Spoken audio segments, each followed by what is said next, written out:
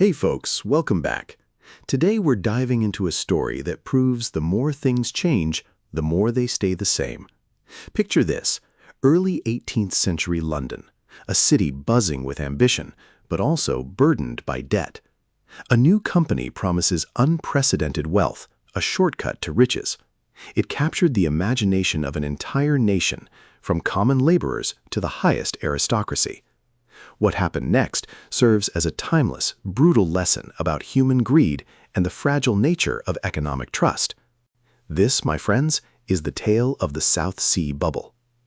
After years of costly wars, particularly the War of the Spanish Succession, Great Britain found itself swimming in a sea of debt. The national debt stood at a staggering £50 million, an astronomical sum for the era.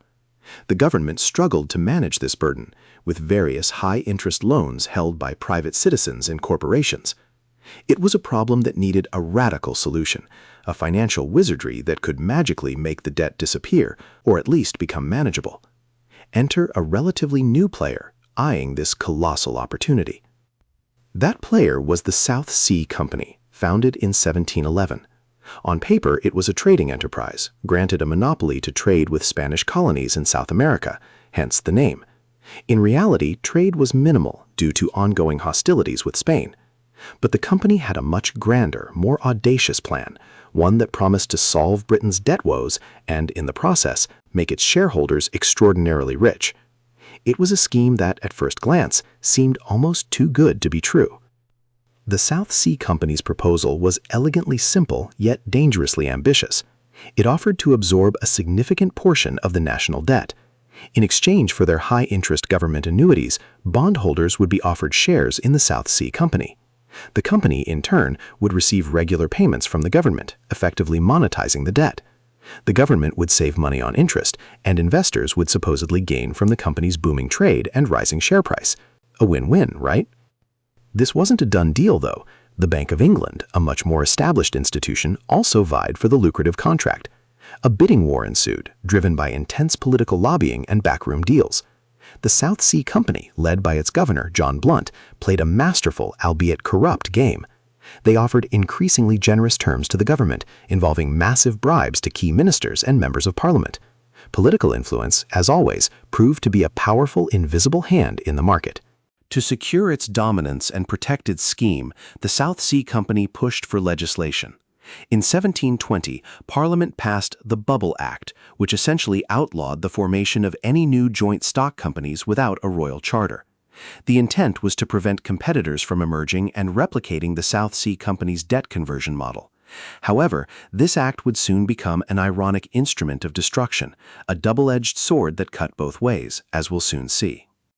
With the Bubble Act in place and the government's backing, public confidence in the South Sea Company soared.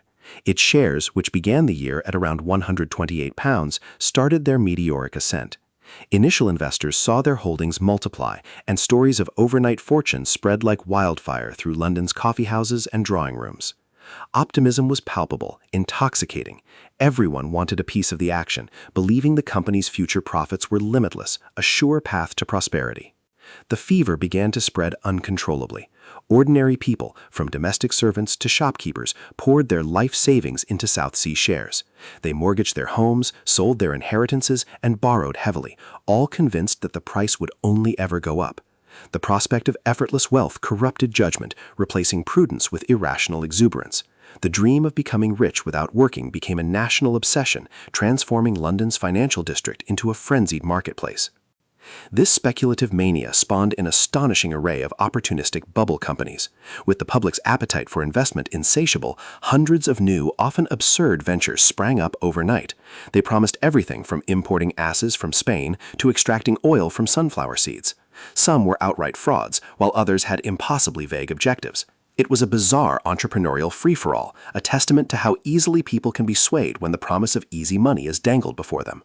One infamous example was a company for carrying on an undertaking of great advantage, but nobody to know what it is. Its promoter raised £2,000 in a single morning, then promptly fled the country. Another promised to make salt water fresh, while others focused on perpetual motion machines or importing walnuts from Virginia. These schemes, ranging from eccentric to criminal, highlighted the profound irrationality gripping the nation. People were investing in pure fantasy, driven by the fear of missing out. The South Sea Company itself wasn't innocent in fueling the frenzy. It actively engaged in manipulative tactics, spreading rumors of lucrative trade deals that never materialized, and offering generous loans to investors, encouraging them to buy even more shares. This self-reinforcing mechanism created a classic feedback loop. Rising prices attracted more buyers, which pushed prices even higher. But beneath the glittering surface, the company's actual trading profits remained negligible, a crucial detail ignored by almost everyone. By the summer of 1720, the South Sea Company's shares had reached their zenith, climbing from £128 to over £1,000 per share. Fortunes were made on paper overnight, and the nation was gripped by a collective delusion of unending prosperity. The wealth generated was purely speculative, based on inflated expectations rather than tangible assets or profits. It felt like a magic trick, but even the best magic tricks have a hidden mechanism, and this one was about to be revealed. Yet, even at the peak, some astute observers began to see the cracks. A few cautious investors, including the renowned scientist Sir Isaac Newton, who famously lost a fortune, recognized the unsustainable nature of the price surge and quietly began to sell their holdings. They understood that a price unsupported by real value was destined to fall.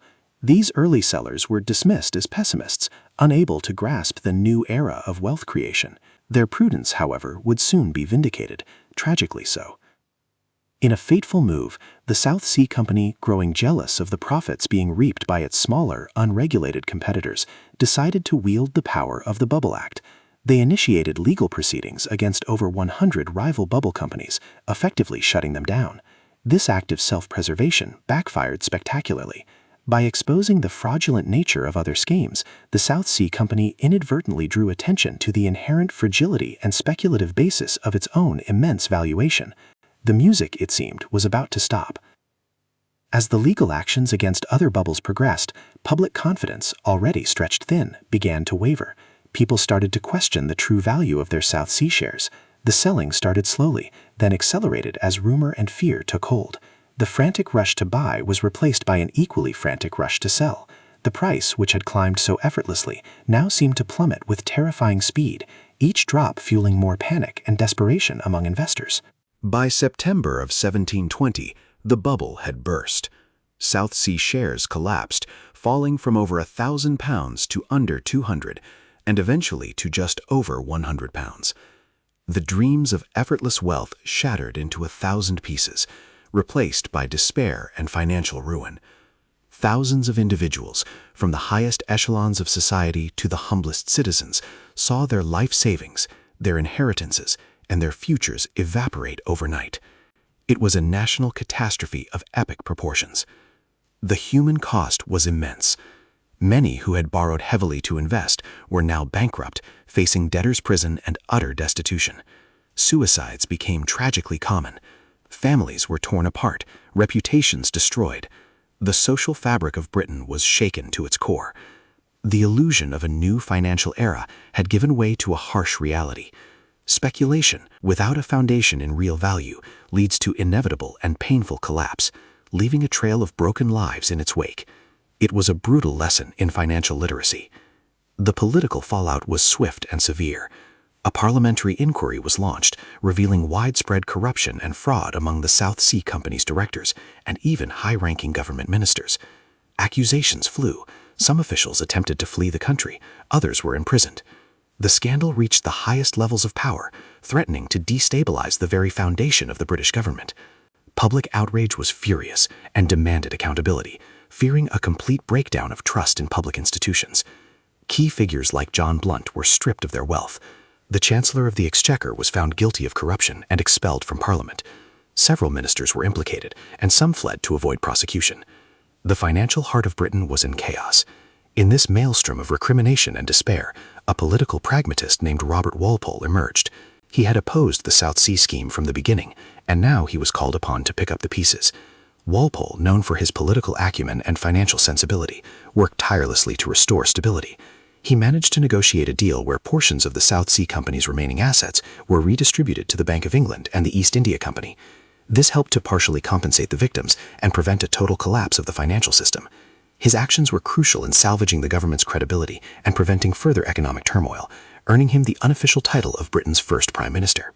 The South Sea Bubble had profound and lasting consequences for British finance. While the Bubble Act remained on the books for over a century, its immediate impact was to instill a deep distrust of joint stock companies.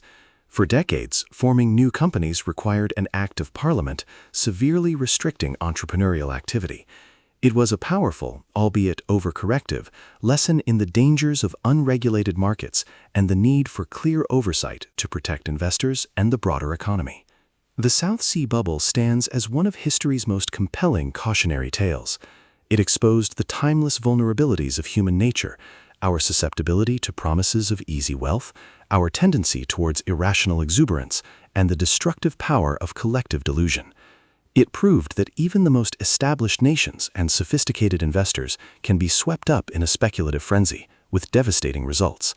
The mechanisms change, but the psychology remains eerily consistent across centuries. Beyond the financial lessons, the South Sea Bubble also left an indelible mark on British society and politics. It highlighted the corrupting influence of money in government and led to a period of increased scrutiny over public officials. The scandal contributed to a long-standing public cynicism towards ambitious financial schemes, shaping the nation's economic attitudes for generations. It's a reminder that financial events are never just about money. They are deeply intertwined with power, ethics, and the very fabric of society. The names and dates may fade, but the core story of the South Sea Bubble resonates powerfully even today. Every major financial bubble since, from tulip mania to the dot-com crash, echoes aspects of this 18th-century saga. The details differ, but the underlying patterns of human behavior, the relentless pursuit of profit, the herd mentality, the eventual crash, are remarkably similar. History, it seems, constantly offers us these warnings, if only we choose to heed them. And that, folks, is the story of the South Sea Company, a grand vision that promised to make a nation rich, but instead plunged it into chaos and despair. A potent reminder that true wealth is built on value, not speculation, and that the lessons of history, especially financial history, are always worth revisiting. Stay curious, stay informed, and I'll see you in the next one. Don't forget to like and subscribe if you enjoyed this dive into the past.